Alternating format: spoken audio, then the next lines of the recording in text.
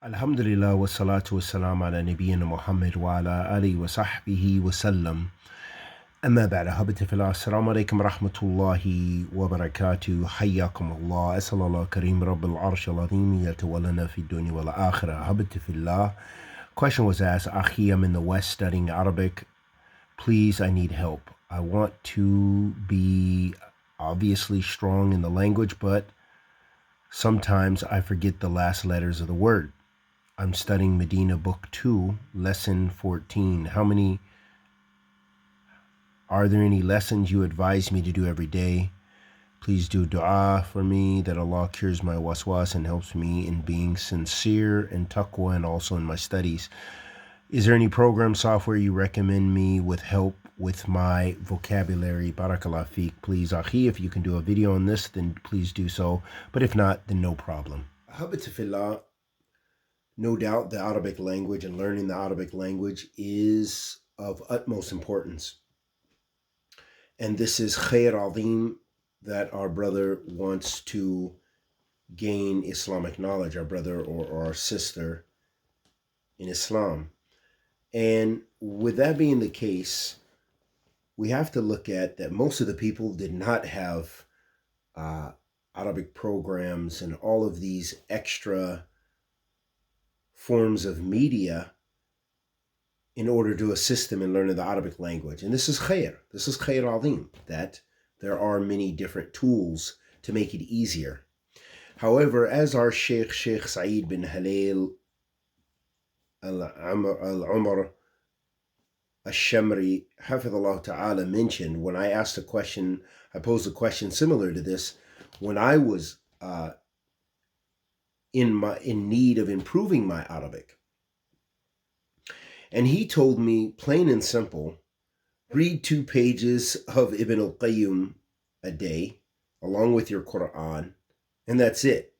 Because I asked him, I said, Sheikh, should I take an extra, I'm having problems with grammar and I'm having problems understanding the dars, and he was allowing me to be the reader for Sharh Sunnah lil Imam Barbahari, which is a classical book with some difficult, no doubt difficult vocabulary. And I read the whole book with my Saudi colleagues and others.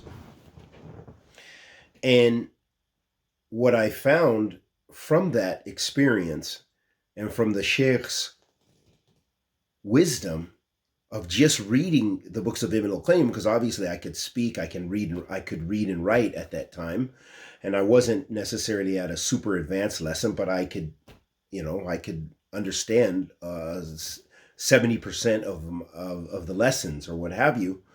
But the point is that it was through immersion. And when you look at children and their language acquisition, they don't study grammar. They don't begin by studying grammar in order to learn how to speak and read. They might learn phonics, they might learn things like this, or phonetics, but the point is to acquire a language, a lot of it is immersion, and especially for speaking and so forth. So you are already in a process.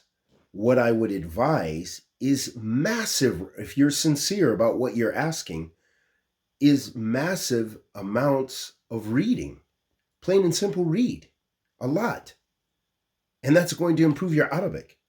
And I recall also another experience prior to this, way before this. The last time I went to Damaj, and I went as a visitor,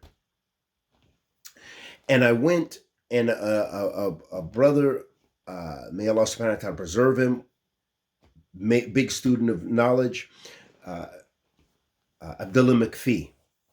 And so I remember asking him on that visit, we're having tea maybe at the whatever you call it, the cafe, or it may have been at his home, I don't recall. And I asked him, I said, so Akhi, what do you do to improve your Arabic? Do you use note cards? Because at that time I was using note cards and I was using different things to writing vocabulary. And he said, no, basically, and actually I've forgotten his advice. The point is he didn't use all those extra tools. He was just in the books. And really, that is a very important aspect of acquiring vocabulary and just asking. And yes, you can write it down and you can use other techniques, but a lot of it is just an immense amount of immersion. This is what I would advise you, is not to worry about these programs and so forth. That's great, and it's not. Maybe it helps you, but the traditional way, there's a lot to be said because billions of people have learned Arabic over the centuries through these techniques. And this is a more in line with human nature, just reading, just immersing yourself. So I would advise you to do that, and it's not necessary for you to necessarily get all deep into the vocabulary because to writing vocabulary words, because the problem is with that is often you'll find you write words but you don't know how to use them, and you don't use them in context. When you read text, you're reading and you're acquiring the language and you're acquiring it in context. For example, if I take this here, this is Sharh Kitab al-Siyam min Minhaj al-Salikin. Okay, an excellent book. This is an explanation by Sheikh Usaymi of Imam Sa'di's book, Minhaj al-Salikin, just with regards to the book of Sawm, of fasting. Now, if I want to learn the vocabulary, I could write down these vocabulary words and then try to memorize them out of context. But if I read this text, and maybe if I need to put some translations of certain words that I might not know in there, so that way I know the context and understand it even better, and the vocabulary and usage, that's going to be better for my language acquisition. And the more you read, the better you're going to get. And I find this very much for myself, that when I'm reading the Quran more, and when I'm just immersed, and that's why I like to teach a lot. That's why you find my YouTube videos, because I like to read the Arabic. And even if I don't necessarily spend the time preparing like I'd like to, because I just don't have the luxury of time to where I can do that, this is my spare time, then I will just open and I'll just read. And that's why sometimes some people don't like the fact that I'm reading, but that's helping me. So I'm not always concerned about what the listener is necessarily benefiting, but I'm benefiting by going through the text, by engaging with the text and the context. And that's how one of the important keys for improving your Arabic language. And we ask Allah subhanahu wa ta'ala, the Almighty, to accept our good and forgive our evil and bless us with everything which is good. And may Allah subhanahu wa ta'ala make your acquisition of the Arabic language easy, or may Allah subhanahu wa ta'ala make it fruitful, and may Allah bless you to strive and fight to acquire the language. A last point I want to mention is that you should be two things: that you shouldn't have inqita, you shouldn't stop, you need to continue, have mumadasa, because that's how you're going to improve your language, and that you need to work hard and get the itqan, that you need to really finish those books. If you're in the second book of Medina, finish the 3 Medina books that are the language focused books, and also those other books, if you can, that complement that level of Arabic acquisition. But the main thing is to read a lot and to improve, but to get strength in the books that you're studying.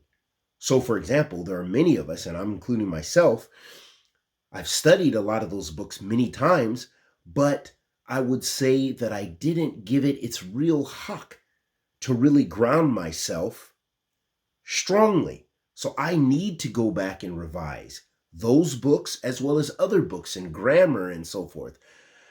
And so the one who memorizes and really grounds his or herself, they have a stronger stepping stone in their language acquisition, and they will be stronger in their communication skills and in their reading and writing skills. And so that's why it's very important to really get it strong the first time. And don't be ashamed and don't be afraid to ground yourself in those texts instead of just going through. I know people who finish those books within a matter of months, but it doesn't mean they're grounded. It doesn't mean they have the strength. And it took them years and years and years and years and years to actually really accomplish that strength. Whereas those who did those books, which they're intended to do in 2 years, who did it, you find a lot of times they're much stronger and grounded and they may need to revise, but they're sitting on it. And that's the difference between having a foundation, not just in your Arabic language, but in ilm in general, to ground yourself in usul. For example, we have many wannabe students of knowledge and people who aren't even really worthy of calling tawalib al-ilm. And they say, for example, it's okay to rebel against the leaders and so forth. But what you find is those people don't have any usul.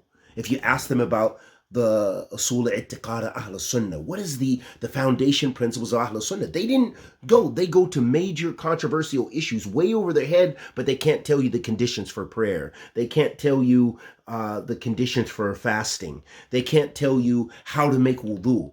So they don't know.